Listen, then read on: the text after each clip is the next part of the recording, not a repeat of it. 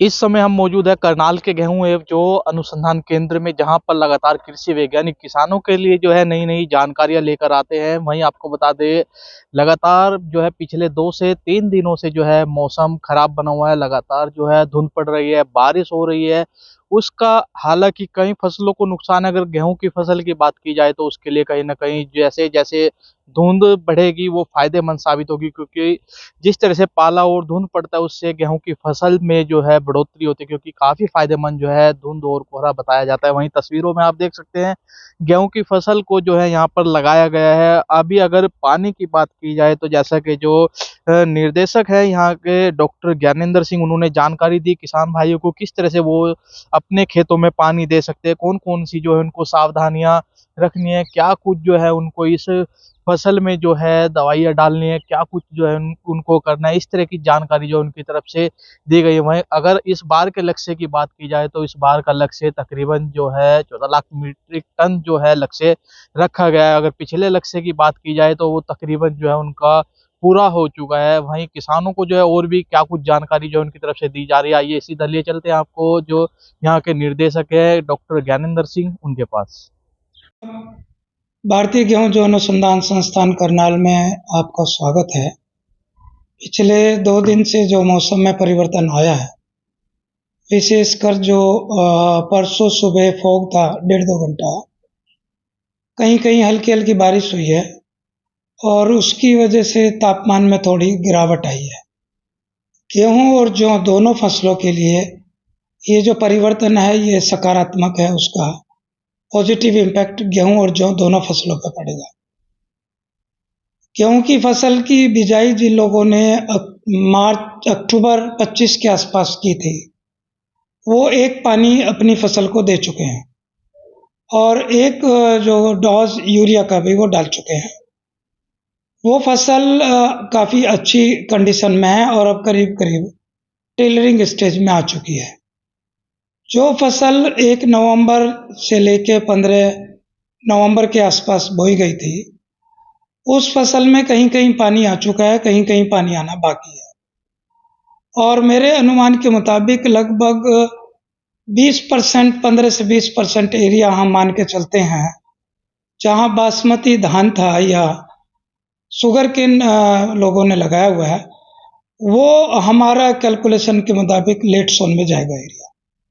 तो उसके बारे में अभी कुछ भी कहना थोड़ा सा जल्दी होगा, लेकिन जो अगेती और टाइमली सोइंग हुई है उसके लिए जो मौसम में परिवर्तन हुआ है इसका पॉजिटिव इम्पैक्ट पड़ेगा ट्रेलिंग पे भी, ग्रोथ पे भी, और जो फसल की ओवरऑल परफॉर्मेंस है उसके ऊपर भी।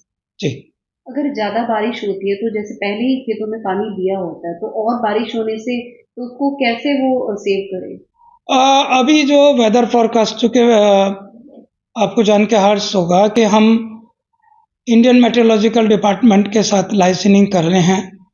हर फोर्टनाइटली उनसे आईएमडी के फोरकास्ट लेते हैं और उसके आधार पे हम एडवाइजरी जारी करते हैं। पहली एडवाइजरी हमारी 4 तारीख को आएगी, 4 दिसंबर को, जिसमें हम अभी होने वाली शस्य क्रियाओं के बारे में या कोई और किसानों की जो समस्या हो सकती है उसके बारे में बताएंगे। आईएमडी के फोरकास्ट के मुताबिक अभी कोई हैवी रेन का कहीं हरियाणा, पंजाब में कुछ चांस अभी नहीं है, तो उस चीज़ को अभी हम उतनी कंसीडरेशन नहीं देते। जहाँ बारिश हुई है, जहाँ मौसम ठंडा हुआ है, उसका पॉजिटिव इम्पैक्ट गेहूं और जौ के ऊपर पड़ेगा, ये हमारा मानना है। बाकी किन फसलों में इसका नुकसान आप देखते हैं? अगर ज़्यादा मौसम ठंड रहती है या बारिश होती है या ओलावृष्टि होती है तो किन फसलों में नुकसान किसमें होता है, सब्जियों में कहें तो? देखिए, मैं तो गेहूं और जौ पे काम करता हूं और आपको गेहूं और जौ के बारे में ही बता पाऊंगा। एक किसान होने के नाते मैं ये जरूर कह सकता हूं कि अभी जो जिन लोगों की बासमती धान की हार्वेस्टिंग ड्यू है, उस परिस्थिति में थोड़ा सा किसान की चिंता बढ़ जाती है, क्योंकि उसका सुखाने के लिए फिर अगली गेहूं की फसल बोने के लिए उसको समय ज़्यादा चाहिए। तो वो एक परिस्थिति है जो 5 से 10% क्षेत्रफल में हो सकती है, लेकिन वो तभी होगी जब बारिश तेज होगी। हल्की बारिश का, चाहे वो धान हो या गेहूं की बुआई हो, उसके ऊपर कोई ज़्यादा विपरीत असर होने वाला नहीं है। अगर हम हरियाणा की बात करें तो कितनी गेहूं की जो यहाँ पे अगर हम लागत की बात करें तो कितना है मिनिमम एरिया की अगर हम बात करें तो? हरियाणा में लगभग 27 लाख हेक्टेयर के आसपास है। 2.7 मिलियन हेक्टेयर एरिया गेहूं के अंतर्गत आता है। और परसों में 4-5 जिले यहाँ से घूम के आया, देख के आया, तो मुझे ऐसा लगता है कि हरियाणा में करीब करीब 70% गेहूं की बिजाई हो चुकी है। कुछ ब्लॉक्स हैं, जैसे मैंने बताया, जहाँ धान या गन्ना है, वहाँ बुआई वो किसान थोड़ा लेट करेंगे। लेकिन ये एक अच्छी बात है कि हरियाणा पंजाब में लेट भी 15 दिसंबर के आसपास पूरा हो जाता है, तो वो बहुत ज़्यादा लेट नहीं है। हाँ, पश्चिमी यूपी में वो लेट करते हैं, वो 25 दिसंबर भी जाते हैं, इवन जनवरी में भी सोइंग करते हैं। तो वो उनकी पैदावार की एक्सपेक्टेशंस भी उसी के अनुरूप होती है। बट हरियाणा पंजाब में ज़्यादातर जो क्षेत्रफल है वो अगेती और समय से बिजाई के लिए है, और 15 से 20%, मैक्सिमम 20% हम कह सकते हैं कि वो लेट सोना है। एक चीज़ जो इस वर्ष थोड़ी अलग हुई है, वो है कि जो जुलाई के महीने में बारिश हुई थी, उसकी वजह से कुछ क्षेत्र में धान की रीट्रांसप्लांटिंग की है, और उसकी वजह से धान की फसल लेट हुई है। और उस धान के लेट होने का अल्टीमेट जो थोड़ा सा नुकसान है, वो गेहूं की बिजाई को भी हुआ है। तो अगर हम माने तो ऐसा 15 से 20% क्षेत्रफल हरियाणा पंजाब में हो सकता है जहां बिजाई गेहूं की 1 हफ्ता या 10 दिन के आसपास लेट हुई है। लेकिन अगर हम मौसम की तरफ देखते हैं तो अभी जो मौसम है वो बिजाई के लिए अनुकूल है, और अभी जो बिजाई चल रही है उससे हम भरपूर उत्पादन की आशा करते हैं। जी। अगर हम सीड की बात करें, बीज की बात करें, तो लास्ट टाइम ऐसा बीज में चेंजेस भी आते हैं हर बार, इस बार कुछ चेंज आया है जिससे कि कोई भी मौसम हो तो उसमें फायदा मिले हमको? देखिए, हमारा जो प्राइमरी ऑब्जेक्टिव अब रिसर्च का है पिछले 4-5 साल से विशेष रूप से, वो है जलवायु अनुकूल किस्मों का विकास। अभी हम ये मान के चलते हैं कि संस्थान ने या देश के अन्य संस्थानों ने जो किस्में विकसित की हैं, उसमें करीब करीब 90% के आसपास जलवायु अनुकूल है।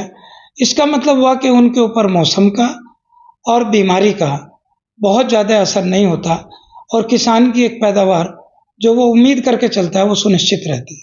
तो फसल को पानी देने का समय सही है या किसानों को भी रुक जाना चाहिए? देखिए, पहला पानी, हम कहते हैं पहला पानी प्रत्येक किसान को 21 दिन के बाद दे देना चाहिए, और पहली यूरिया की जो डोज है वो पानी के पहले या पानी के बाद जो भी वो विधि अपनाते हैं उसके अनुसार दे देनी चाहिए।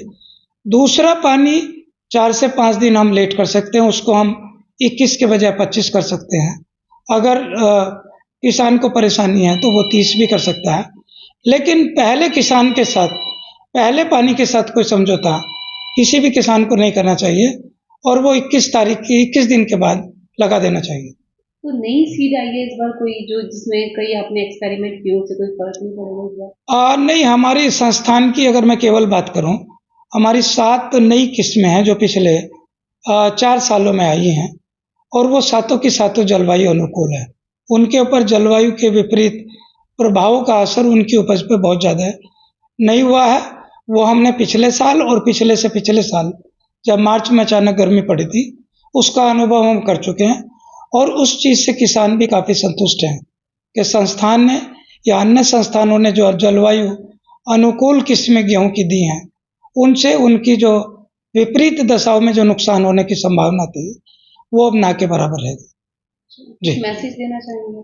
अब मैसेज यही है कि जिन लोगों की गेहूं की बिजाई बाकी है वो जल्दी से जल्दी उस बिजाई को पूरा करें।